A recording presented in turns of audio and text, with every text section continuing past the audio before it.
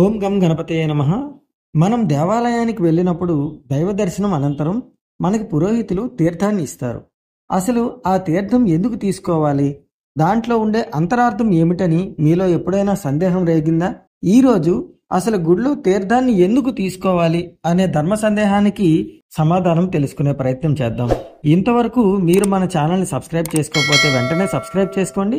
అలాగే వీడియోని లైక్ చేసి ఈ ధర్మ సందేహానికి సమాధానం తెలుసుకుందాం.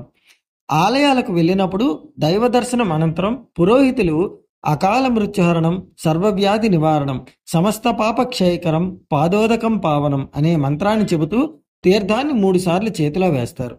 అమృత సమానంగా భావించే తీర్థంలో పంచామృతాలు, తులసీ దళాలు, సుగంధ ద్రవ్యాలు, మంత్రశక్తులు ఉంటాయి. వీటి వల్ల ఆ తీర్థం అత్యంత పవిత్రంగా మారుతుంది.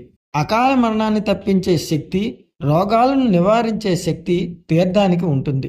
3 సార్లు ఇచ్చే తీర్థంలో మొదటిసారి తీర్థం తీసుకుంటే శారీరక మానసిక శుద్ధి జరుగుతుంది. రెండోసారి తీర్థం తీసుకుంటే న్యాయ ధర్మ ప్రవర్తనలు చక్కదిద్దుకుంటాం. ఇక 3వసారి తీర్థం తీసుకునేటప్పుడు పరమేశ్వరుడి పరమపదం అనుకొని తీసుకోవాలి.